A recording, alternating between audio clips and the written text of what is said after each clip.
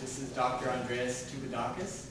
He teaches chemistry at UCDavis, general chemistry, as well as physical chemistry. So give him a nice introduction. He's very insightful, has a lot of nice words to say to you guys.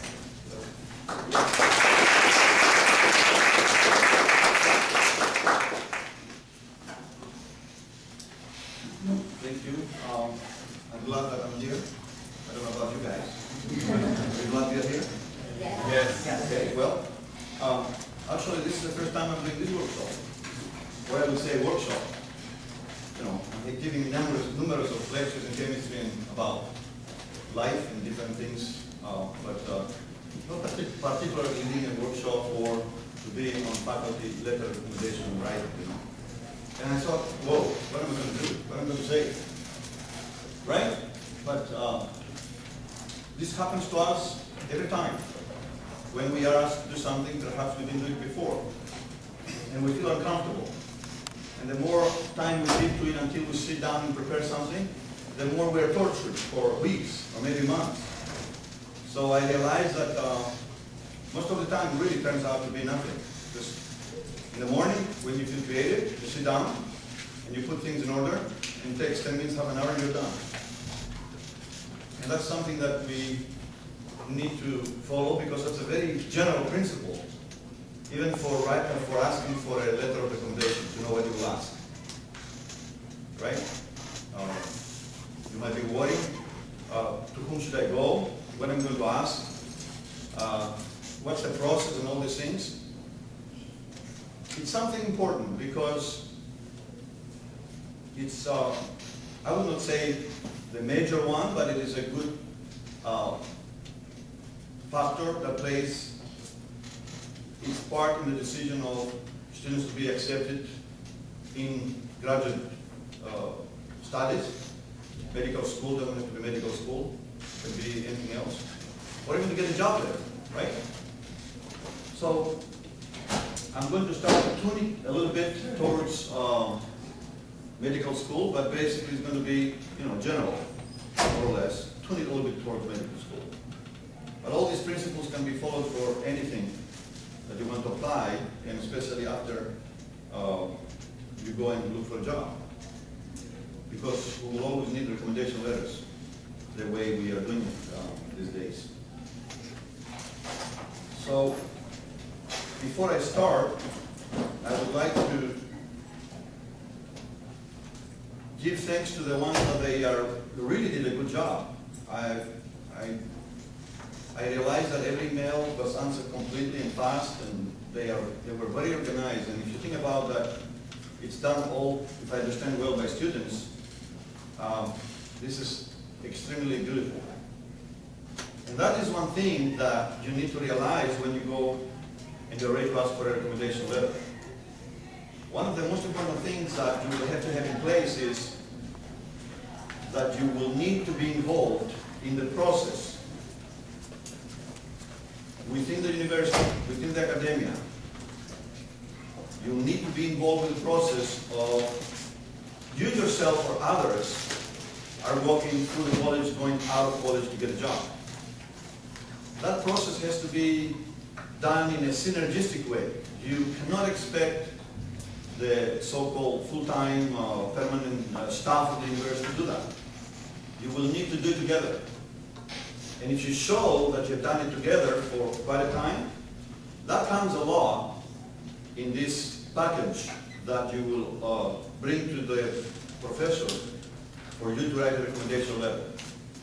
And not only that, but it gives you a lot of courage. You learn how the system works. You know how to talk to people, what to say, what not to say, how to say it. There is such an input that you get by being involved in the process, like these students, they are to organize this conference, that it is extremely valuable for later on when you go into your school, or even after school, you start to be a professional.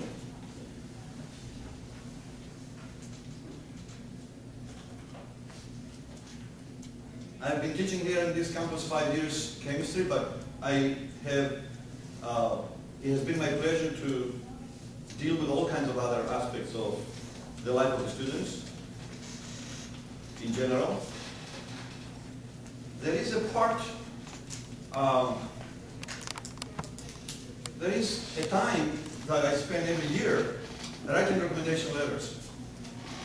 And I went into the internet to find some kind of sparks for me to start thinking about what I'm going to say today. There was not really much, and especially about faculty, asking faculty to write a recommendation letter. What was interesting to me, I saw something that I would like to share with you, and then my own thoughts. Somewhere there I saw a definition about a workshop. It's an intimate kind of relationship between you and your listeners, and talk about something that it is your passion. And I said, oh my God, I'm in trouble. This is not my passion. Lately I've come to the point, I said, I really don't like this. I don't really like doing this kind of work. And I was thinking I should just make rules and say, you know what? From now on, it will be yes, only the ones that have A. B and C excluded. Because I don't have the time. I'm getting flooded. So many other things to do. I cannot write so many recommendation letters. And then I had a discussion with my wife, with my daughters, basically all of our teachers in academia. And they said, well, maybe it's not exactly right, because there might be some people that have a B and they will be really good. And I said, you're right, absolutely right. You're telling me how I'm going to do this selection, because I'm getting out of stamina. I don't have the time. It's not my passion. And then I thought about it more clearly, and I said, you know what? Let me think about it more analytically.